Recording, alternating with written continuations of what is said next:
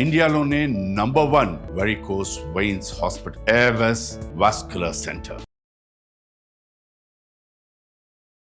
అందరికీ నమస్కారం. నా పేరు మాధురి. మీరు చూస్తుంది సుమన్ టీవీ నెట్వర్క్. ప్రస్తుతం మనతో పాటు ఉన్నారు astrologer, psychologist, life coach, what not, మనందరికీ సుపరిచితులు హరి రఘుప్రియ గారు. నమస్కారం అమ్మా. నమస్తే నాన్న మాధురి. అమ్మా, ఈ మధ్య కాలంలో ఇల్లీగల్ కాంటాక్ట్స్ ఎక్కువైపోయినాయి. సో అందులోంచి కూడా కొన్ని ఆరా తీసినట్లయితే భర్త పట్టించుకోవట్లేదు కాబట్టి భార్య వేరే వాళ్ళకి అట్రాక్ట్ అవుతుంది అన్నది కూడా ఒక కోణంలో ఆలోచించాల్సిందే కనిపిస్తుందమ్మా. సో నిజంగా ఇలా ఉండటంలో భర్త పట్టించుకోవట్లేదు కాబట్టి ఆ ప్రేమ వేరే వాళ్ళ దాంట్లో వెతుక్కుంటుంది ఆ భార్య. అవును. మరి ఇది భార్య పాయింట్ ఆఫ్ వ్యూలో ఆలోచిస్తే భర్త తప్పులా అనిపిస్తుంది, ఆమె చేసింది కరెక్ట్ లానే అనిపిస్తూ ఉంటుంది. కరెక్ట్. అది దీన్ని ఏ విధంగా మనం ఆలోచించాలి, ఏ విధంగా భర్తని ఆ భార్య తన దారిలోకి తెచ్చుకోగలగాలి అన్న విషయాలు తెలుసుకోవాలనుకుంటున్నాం. తప్పకుండా. అయితే ఇది మా సైకాలజీలో ప్రత్యేకమైన అంశము, చాలా స్మూత్ ప్లస్ చాలా డెలికేట్ అంశం కూడా. ఇది ఒక భార్యాభర్తల మధ్య కాదురా, తల్లిదండ్రులు పిల్లల మధ్య, అంటే పేరెంట్స్ వర్సెస్ చిల్డ్రన్, వీళ్ళ మధ్య కూడా ఇటువంటి కాన్ఫ్లిక్ట్సే వస్తాయి. తల్లిదండ్రులు నెగ్లెక్ట్ చేయబడిన యుక్త వయసు పిల్లలు వేరే వాళ్ళకి ప్రేమ అనుకోవచ్చు, లవ్ జిహాదులు అనుకోవచ్చు, ఇంకో హాదులు అనుకోవచ్చు, ఏదైనా అనుకోవచ్చు, పక్కదారి పట్టచ్చు. ఆ పక్కదారి పట్టే క్రమంలో అవతల వాళ్ళు ఎవరైనా స్మూత్గా, అది ఇక్కడ వయసు చూడరు, ఆడపిల్లలైనా మగపిల్లలైనా. ఆడపిల్లలైతే ఏ వయసు వాడైనా సరే, అంకులైనా తాతైనా సరే, వాళ్ళ వెనకాల వెళ్ళిపోయే పరిస్థితి ఏర్పడుతుంది. మగపిల్లలు, టీనేజ్ పిల్లలు 14-15 అయితే ఆంటీలైనా సరే వెళ్ళిపోయే పరిస్థితి ఏర్పడుతుంది. ఇక్కడ there is no gender bias, ఎవరైనా సరే రిలేషన్కి కూడా తేడా లేదు ఇక్కడ. అయితే ఇక్కడ మనం ప్రస్తుత టాపిక్, భార్యాభర్తల్లో భర్త చేత అవాయిడ్ చేయబడ్డ భార్య పరాయి వ్యక్తిని ఆశ్రయించడం కానీ, పరాయి వ్యక్తి వైపు మొగ్గు చూపించడం కానీ చేసినట్లయితే ప్రప్రథమంగా చెప్పేది తప్పు అని చెప్పాలి. అయితే ఇందాక మీరన్నట్టుగా కొన్ని సైకలాజికల్ డిజార్డర్స్ ఉండడం వల్ల ఈమె అటువైపు వెళ్ళింది, అది భర్త వైపు ఉన్నట్టయితే. ఇప్పుడు ప్రస్తుత టాపిక్ మనం భర్త గురించి చెప్పుకుందాం. తర్వాత భార్య వల్ల భర్త వేరే అమ్మాయికి దగ్గరికి వెళ్ళడం అనేది కూడా అది చెప్దాం. అయితే ఇప్పుడు ముందుగా కొన్ని 10 పాయింట్లు చెప్తాను. ఓకే. ఫస్ట్ పాయింట్, ఒక స్త్రీకి భర్త నుంచి దృష్టి అంటే విజన్ కానీ, ప్రేమ కానీ, అటెన్షన్ కానీ, గౌరవం కానీ, భద్రత కానీ, అండదండలు కానీ, ఈ 6 పాయింట్స్ మిస్ అవుతోంది అని అన్నప్పుడు ఆవిడ లోన్లీనెస్ గురవుతుంది. కొంతకాలంగా బాగా ఉండి తర్వాత అవాయిడ్ చేస్తూ ఉన్నప్పుడు ఆ లోన్లీనెస్లో ఎవరైతే తొందరగా బాగా మాట్లాడతారో, ఇవన్నీ ఇస్తున్నట్టుగా భ్రమ పెడతారో వాళ్ళకి అట్రాక్ట్ అయిపోతుంది. అసలే ఆడది చాలా సున్నితం. అయితే మనము ఎలాగ గమనించుకోవచ్చు అంటే కనుక వీటిని 3 రకాలుగా గమనించుకోవచ్చు. ముందుగా సామాజిక పరంగా చెప్తాను. ఈ సామాజిక పరంగా చూసినట్టయితే కనుక వేరే సంబంధం భర్త పెట్టుకునేటప్పుడు కొన్ని సిమ్టమ్స్ మనకి కనిపిస్తాయి. ఆ సిమ్టమ్స్ ఏమిటి అంటే కనుక పేరు ప్రతిష్టల వల్ల కావచ్చు, లేదా సత్సంబంధాల వల్ల కావచ్చు, లేదు అంటే ఇవి వేరే మగవాడికి అట్రాక్ట్ అయితే ఇవన్నీ దెబ్బతింటాయి. ఇంట్లో కుటుంబపరంగా దెబ్బతింటుంది, పరువు పోతుంది, పిల్లలకి కూడా ఈమె చులకనైపోతుంది, ముఖం ఎత్తుకోలేని పరిస్థితి అవుతుంది. అయితే మొట్టమొదటిగా వీళ్ళిద్దరి మధ్య ఎమోషనల్ డిస్టెన్స్ పెరుగుతుంది. Point number 1.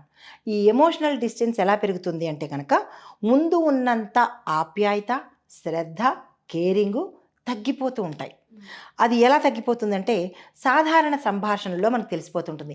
ఈ భార్య ఏదైనా చెప్పినప్పుడు చూద్దాంలే, తర్వాత చేస్తాను, నేను బిజీ, ఇలాంటి మాటలు చెప్పడం వల్ల కొంత అంటే భార్యని కొంత దూరం పెడుతున్నట్టుగా, ఎమోషనల్ పరంగా దీనికి ఏదైనా బాధ వచ్చినా లేదా ఒంట్లో బాగాలేదండి అని చెప్పినా సరే సాయంత్రం వచ్చావు, రేపో ఎప్పుడో పెడదాంలే హాస్పిటల్కి అనేసి మాట తప్పించేసుకుంటున్న పద్ధతిని అవలంబిస్తాడు. నెంబర్ 2 పాయింట్, మాటల్లో ఒక రకమైన ధోరణి వస్తుంది. ఇదివరకు ఉన్నంత బేబీ అనో ముద్దు పేర్లు పెట్టుకుంటూ ఉంటారుగా, ఏ బేబనో లేకపోతే ఏదో ముద్దు పేర్లలో ఆ ముద్దు పేర్లు పోయి సరే ఏంటో చెప్పు, నాకు ఆఫీస్ టైం అవుతుంది అన్నట్టుగా చెప్తారు. సంభాషణలో కటువుతనం వస్తుందన్నమాట. ఎంతో తను చెప్పాలి అని ఆతృతగా ముందుకు వచ్చినప్పుడు అంటే మనిషి వైపు ఐ టు ఐ కాంటాక్ట్ లేకుండా చెప్పు అన్నట్టుగా చెప్పడము, విన్నట్టుగా ఉంటూ వినకుండా సరే టైం అవుతోంది నాకు, నేను వెళ్ళాలి, సాయంత్రం వచ్చిన తర్వాత చెప్తాలి అనేసి అక్కడికక్కడ కట్ చేసేసి వెళ్ళిపోతాడు. ఆ రకంగా కూడా స్త్రీ గమనించుకోవచ్చు నన్ను అవాయిడ్ చేస్తున్నాడు అని.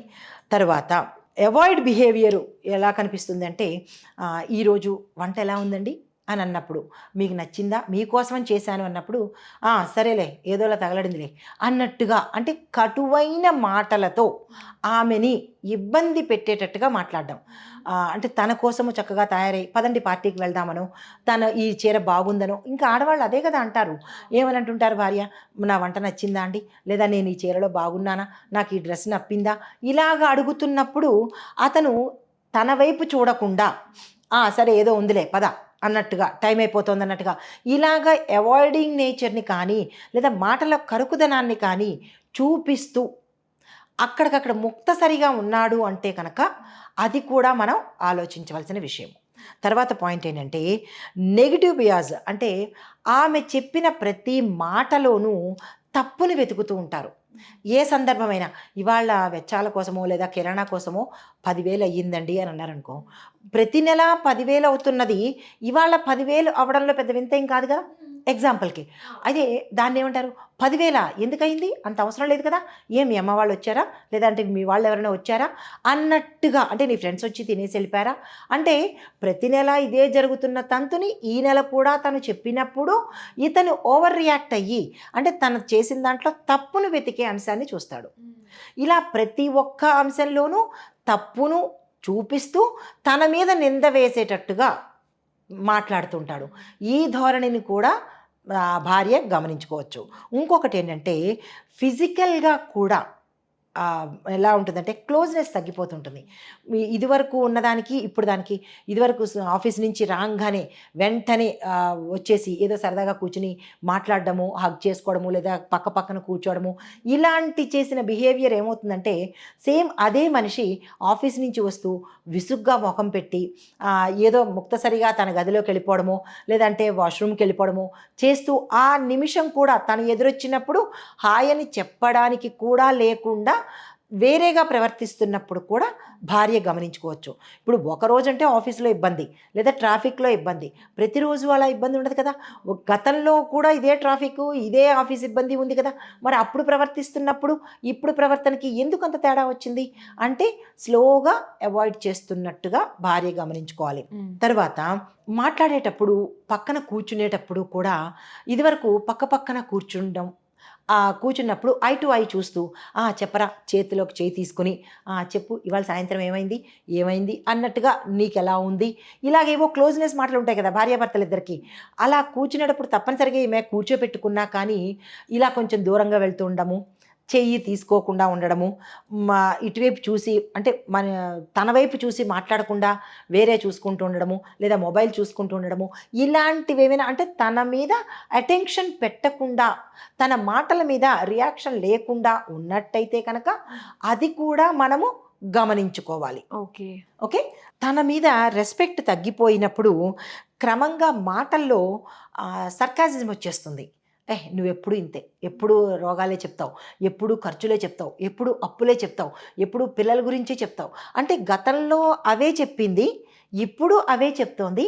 అంటే తన మీద తన రెస్పెక్ట్ అనేది ఇవ్వకుండా, అటెన్షన్ పెట్టకుండా తప్పించుకుని వెళ్ళిపోతాడనమాట. అంటే స్లోగా వాళ్ళిద్దరి మధ్య గ్యాప్ పెరుగుతూ వస్తుంది. But they are staying in under one roof, కానీ గ్యాప్ అనేది పెరిగిపోతూ ఉంటుంది. తర్వాత డెసిషన్ మేకింగ్స్లో కూడా ఈమెను దూరం పెడుతూ ఉంటారు.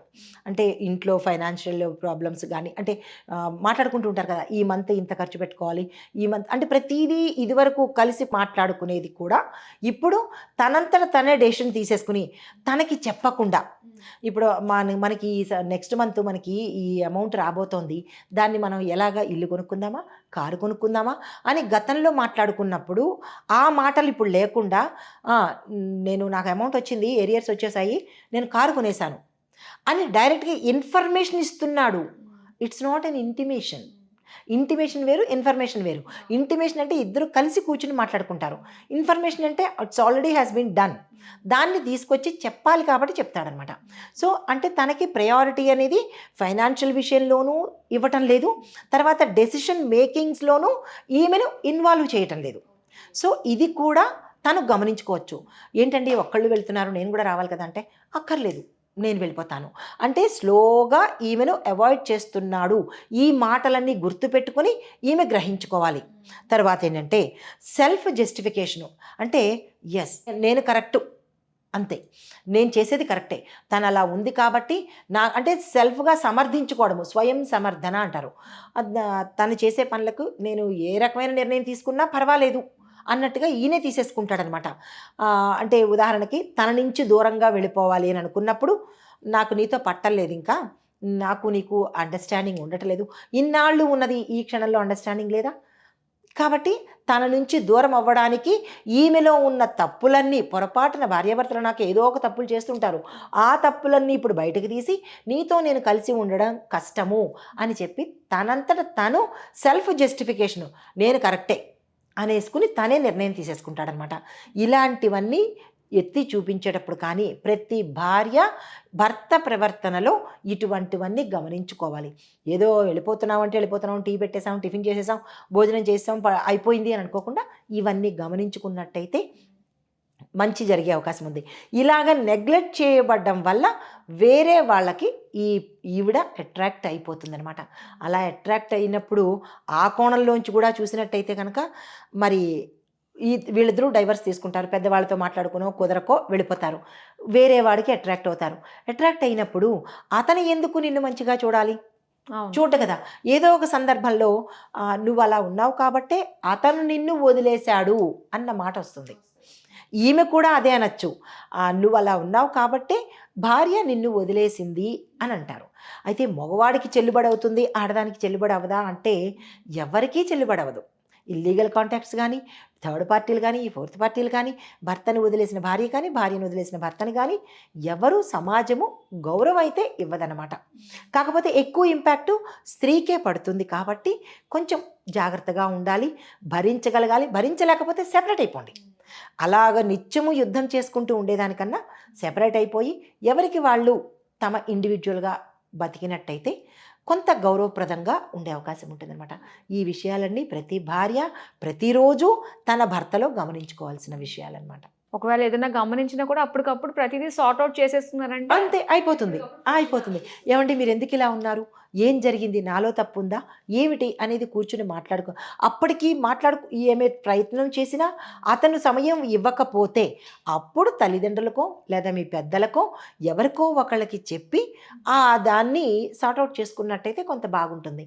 అంతే తప్ప నా భర్త వినడం లేదు అని చెప్పి పరాయి మగవాడి దగ్గరికి వెళ్ళిపోతే కనుక రెంటికి చెడ్డ రేవడైపోతుంది.